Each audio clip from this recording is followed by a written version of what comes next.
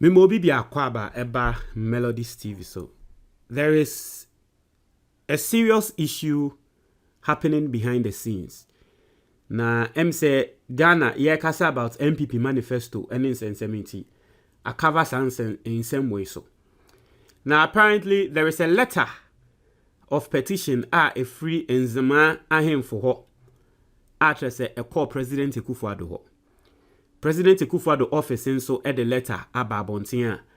Say otre ahem for ne say ade a wo mopeno enya de obe nende ochina ka ho. Yebeko nsem ni mu na yehu because apparently say Nzema afo no omonsa asibi yepese ye de yensa to so. Ena wo mo ahem for no mo mpese mbepene. But president say omo you omo pu omo mpu oje. Na Bright Simmons of Imani, Vice President of Imani Africa, ababa breaking it down. And or the letters nso ayeden aka ho. Nti ye betretre mu na nkrofo atiase now. Any or say what the people of Western Nzema are asking from the president of Ghana is not unreasonable. Not to say, or say the people of Eye Nzema no asemwa wo mo kan ebisa from President Akufo Addo ho no. Enya ade bia obeka se ento asum ade bia eto asumu pan asemben eni or say one government is seizing 20,000 acres of their land for an oil hub.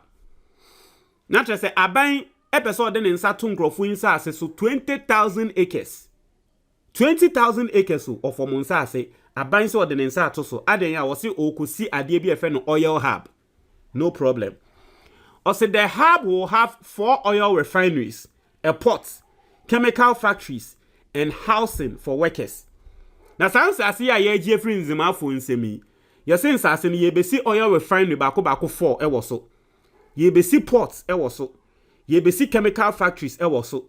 Ye sanso baba besi in 9 amejumaye 4 sansa asene so. Nanke ya de pameboa. We will go into the reason why Nzema any omo ahemfo omo trese ade we ya ade bia mboa omo. Or say the whole thing will cost $60 billion. Phase 1 equals $12 billion. Aban nyame ya wo si wo kosi Nzema afo nsa asisui. Yesi ni na ebe ye $60 billion. Na phase 1 na wo mo ye keke no ene ye $12 billion. Now, the fourth point. Or say even before there is a bankable business plan, real investors, and a proper environmental plan, government wants to go ahead and seize the land and launch the hub. I say one, sabe aban enshadanye business plan papa bi ambetu jama yenhu say indeed asase no moje no ade no mo se omo ye no omo de beye. 2, yenhu investors bi omo aka say okay we de yenhu ne say ade a Ghana for person mo ye nini yen so ye ba de yenhu aba abagim no real investors e de omo ho aba abesum yen shadanye environmental plan papa bia ento ho nanso still President Akufo Addo aban say wo mo pese wo mo season sase no nanka mo de omo nim say wo be seize asase na wo de aye bibia at least for ebuo hunti no omo aye omo asase no present a business plan, present an outline and everything. Natural mo say wo asase no de di yeni. Yen fa bibia mbae. Ye de ya no keke na aka. Say o ye besi refactories wa ye besi factories wa hanti ye je mo nsase.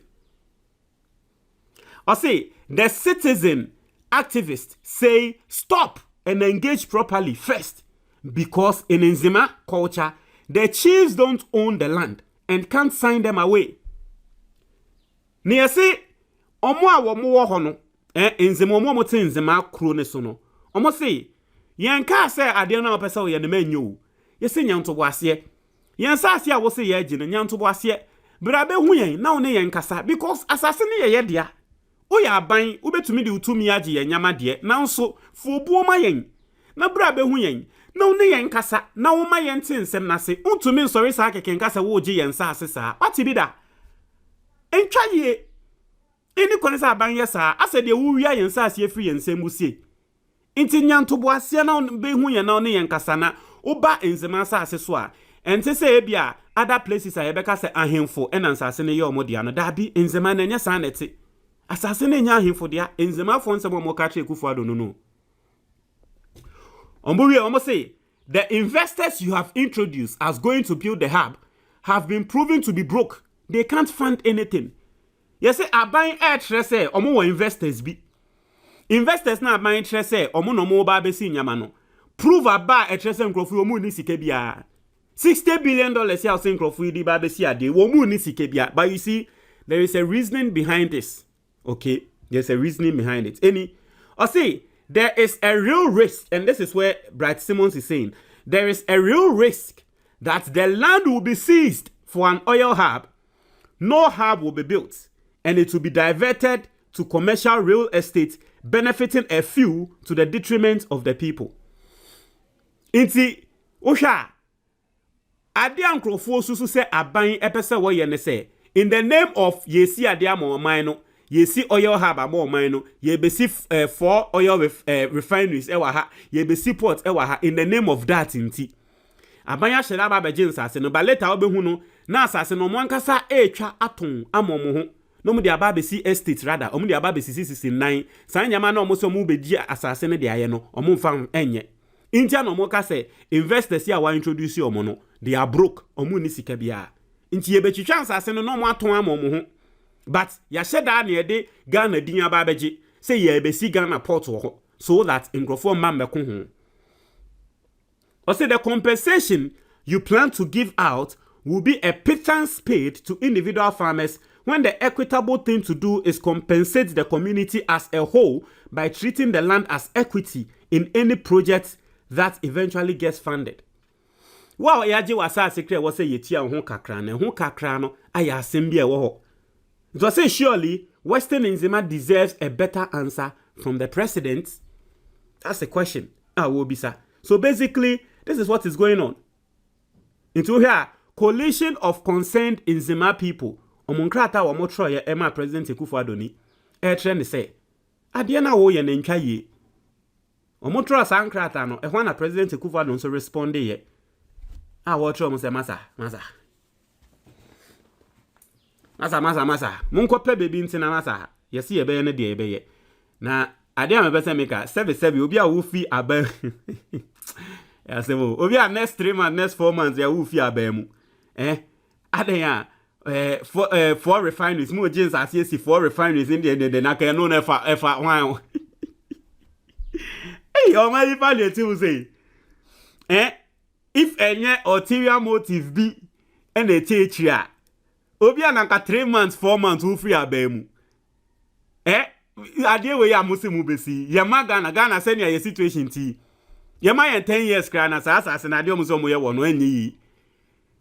Iti nyama we ni na eyedian. Atrese gidigidi ye troletama. Sometimes, Charlie. Sometimes I don't even understand. When we munia what they the coin. Yeah, the coin. It's here a coalition of concerned Nzema people. They wrote it directly to the president. Petition to stop proceeding with the proposed compulsory acquisition of 20,000 acres of private lands for a private sector-led petroleum hub without due process and acceptable intergenerational compensation. To here, as a yansheda nye process papa bia, aketua wose mumayen so, as a yansheda nye aketua papa bia, mumayen. So, letter no say, we acknowledge receipt of your letter reference, OPS 307-24-884, dated 16th August 2024, and appreciate the opportunity to respond to the matters raised therein. Firstly, our petition was substantiated by comprehensive evidence and documentation, which was woefully disregarded. The 83 pages of signatures embody the collective voices of affected landowners and stakeholders who object to the compulsory acquisition of their family and individual lands. Into which response President Akufo Addo de bro muna. I don't know whether I should read the response. Okay, I need to read President Akufo Addo's response before Makwako reading Grofon. And the President Akufo Addo response na that screen in him. Nti Grofon etron krata edinkan tron krata koma President Akufo Addo. Awo mu tintim nkrata no ase. Omo de call round mo mu na tintim nkrata na se awo mu de koma Akufo Addo. So mo de koma Akufo Addo no, and Akufo Addo the response by yen read the Akufo Addo response no. I say petition to stop proceeding with the proposed compulsory acquisition of 20,000 acres of private lands for a private sector-led petroleum hub without due process and acceptable intergenerational compensation. I say, I am instructed by the president. So this is coming from the president's secretary. When him say president secretary, nana bedi etu onya tro nkrata ape. Eya na anoshi. Ono di otro nkrata. I say oni obiku. I say, I am instructed by the president of the republic to acknowledge receipt of your petition dated 15th August 2024 and to respond to the matters raised therein. I say the petition had no evidence attached to substantiate the claims made, except 83 pages of a list of alleged signatories. Nkrofona tro omo reasons omo team so no.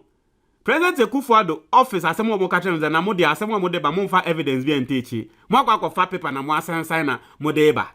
Basically that's what they are saying. That's what the response. That's the response. And I don't know why Ayana response a free presidency, especially from Asante Bedi to Hono. I don't know why Ayana they be an response and no shesa. I mean him say on Nkrofo kun say dey. I mean, look at what he's telling them. Nkrata Nkrofo ye beji omunsasia wo musu hu atro nkrata sensan no. You say in someone want trouble ne they said the said been paid as en kwasi asem kra. Mo akwa kofa nkrata na mo tintim so na mo deba. Evidence bi eni wa mo de kan ho. Sani ekasa. Uji obi asase no. I said the president also received a letter dated 16th August 2024 from the Western Nzema Traditional Council under the hand of its president, Awolai Ano Ajayi III, containing a comprehensive response to the matters raised in your petition. The response from the Western Nzema Traditional Council denies the assertion in your petition and encourages the president to proceed with a sword-cutting ceremony on Monday, 19th August 2024, as the Petroleum Hub project is for the benefit of the people of Western Nzema. Into mo chere say, mo na mo se maye ya ade no, mo no se be nkrata mo troba na asanyansa di enim. Nanso, mo ahemfo nso atro nkrata abrɛ yan ene de nyansa wom a ahemfo no, omo se yembra ne yemra be ya ade na ye pese ye no. Iti nkrofo e wo kuro ne so no, ese omo mu kuro ho no, enya ahemfo ena asase ye omo dia. Eye individuals ena asase ye omo dia. Into omo tre Akufo Addo say asase na obegina ye dia. Sebi uni ye ntena senka. Ahemfo ne say Akufo Addo memfi omo bra na beye de opese oye. Into Akufo Addo say mo a mo musu no mo nsem enyansa enim ahemfo ne nsem no nyansa wo meti ahemfo ne ne ebetie.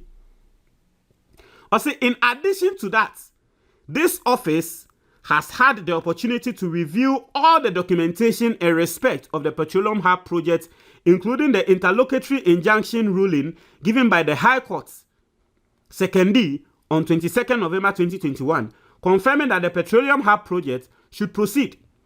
It is also noted that the 20,000 acres of land for the Petroleum Hub project is the subject of compulsory acquisition by the state in accordance with the Constitution and the Land Act 2020. Act 1036. All processes for compulsory acquisition under the law have been complied with thus far, including extensive stakeholder consultation. It is thus palpable false to state that the land in question is being registered in the name of Awolai Ano Ajayi III. In light of the above, your petition is accordingly dismissed. The President of the Republic will undertake the sword cutting as scheduled for the commencement of the Petroleum Hub project for the benefit of the country. Please accept the President's best wishes.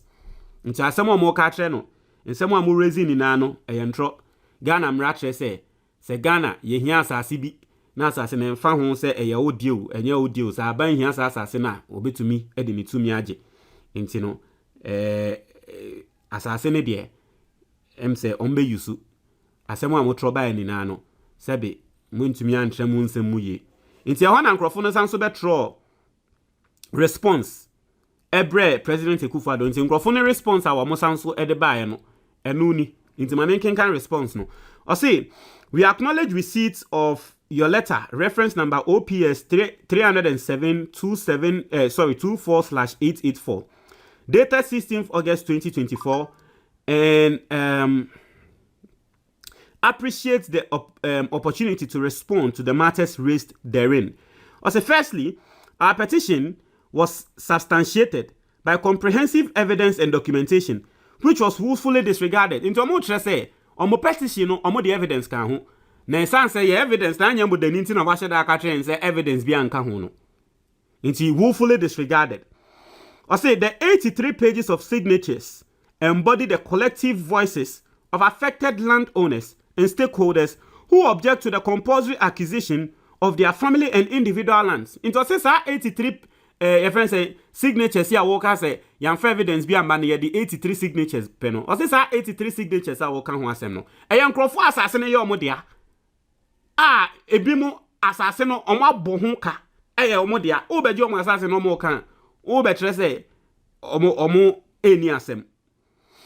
I say your response and your assertion of sole ownership by the stools constitute a covert attempt to expropriate ownership and relinquish control to the government, thereby divesting us of our inherent rights and interests in our ancestral lands. So say me amo ya de ya say mudi to me ba beji de mu ye yenye because asase dia enye ye pe ena say ye ba be ase ya asase no ye ba e ya asase bia wo ebusua bi mu wo ho a wo mo ebusua e ya asase bia omo nananom na kanso na de asase ni gya wo mo na opese obeji obi asase sa na omo nka se memma maji o ba ye wo kwan ye wo se ye na de mu ye asase mo de takashi gya asase efi omo nsem ni nyama bi amo ye no entwa ye ensem fatakra nkofo ne nsem mo kana no. We will not remain passive while our rights are flagrantly violated. Almost your month na sen hwe. Na se mo mfa mo mutumi ema meteno omo fa ahodie so. Asase ne de ye omo dia. Omo nhwe na mo ma meje asase ne mfi omo nsem. Nti na em se yesi emra o se de Oliver Baka eba betro se omo pa omo fa soldiers mra omo mfi. Ende mo beku omo mpeni a omo mpeni. Asempeni. I say the proceeds from our lands must be remitted to the rightful owners, and we will not be swayed by attempts to erode our authority and control over our lands in Nzema. Nti sikebi wo ho a omo asase ne ye omo de na wo say eba. Nti utumi hu ne sem say ye pese ye di sika ne kokoma ahemfu ni mom. E na otre say sikebi wo ho a omo asase ne ye omo de ano. E na wo say ye de mo omo ntena senhwe ne ye ma bu omo, ye ma mesisi omo, ye ma ye omo bukata. I say, secondly, Awolai Ano Ajayi the test objectivity is compromised due to his position as chairman of the board of the Petroleum Hub Development Corporation. Not as on him na. Omo kwan na o se omo mbeji asase no. Yes, say de na wo musi ni Petroleum Hub no musi no ye board chairman. Into ono de opesa de no eye de ebem. Into hia wo mo ka se wo hini na mo boni dia mo ka se onu hunti mo be pene mo be ba ye no ono ye board chairman. Into onu pu de ye nka na asem because obviously ono no obepese ye mesi sa de no obepese asase ne de be hye ne nsem. I say which creates a conflict of interest situation. His vested interest in the project as its board chairman renders him incapable of impartiality. As a stakeholder with a direct stake in the project's outcome, his bias and self-interest prevents him from being a neutral party in this matter. This has also affected his ability to genuinely seek the interests of the people he is supposed to serve in his position as paramount chief of Western Nzema Traditional Council. Thirdly, the interlocutory injunction ruling given by the High Court, Second D, on 22nd November 2021, does not negate our family's right to ownership of the land. As enshrined in Article 20 of the 1992 Constitution of the Republic of Ghana, it does not preclude us from engaging in negotiations for commensurate compensation, as mandated by Section 20 of the Land Use and Spatial Planning Act 2016 at 925. The ruling also does not sanction proceeding with the opaque petroleum hub project without the process dissemination of the strategic environmental assessment report in affected communities, a mandatory requirement under Regulation 17 of the Environmental Assessment Regulation. It won't say President Akufo Addo ekoti court ruling bi. And what say, or more say court ruling na ukoti ne kralo. And then tresa assassin nye ye dia. Court ruling nini nechi no. Adia no assassin ye dia. Basically, that's what they are saying. So, I say, lastly, we vehemently dispute the assertion that all processes for compulsory acquisition under the law have been complied with. This claim is patently false and misleading, as you have failed to properly identify, register the lands in the names of the rightful owners, instead dealing solely with those who erroneously claim that the land is stool land. Stakeholders, including affected landowners and communities, have not been adequately consulted and broadly represented, contrary to the requirements of Section 20 of the Land Use and Spatial Planning Act 2016. Inti se ni omo ka no Ghana mrana President Akufo Addo mukoti ye no. Omo trese sa Ghana mrana trese wo baji obi asase wo ne ne tena se na wo kan. Munye sa ade no. Also, the compensation has not been fairly determined and agreed upon, contravening Article 20 of the 1992 Constitution of Ghana and Section 21 of the Land Use and Spatial Planning Act. These egregious omissions and violations invalidate the compulsory acquisition process, rendering it null and void. Respectfully, Mr. President, ignoring these genuine concerns and railroading the project will not be in anybody's interest. Our plea is that the proper procedures be followed to ensure justice and fairness for all stakeholders, including that of the rightful landowners. Chasemo mo kan say, ase ya asemo a wopese wo bogu no, embo obia. Ye de ne say, de wopese wo ye no, yen ka ase memba meye. Ba brabe hu yen asase ne ye de ano. Na aketia bi e wo se mode mayen no, momfa mayen. Asase na enye ohene bi dia. Ohene na mo akwa na wa beda ne board chairman na o asa opesa as oje asase no asase ne nye ne dia. Eye yen ye dia brabe hu yen na ne yen kasa. Microphone nsem no. Anyway, montre mo aje o comment box ni mo. This is interesting, me da say.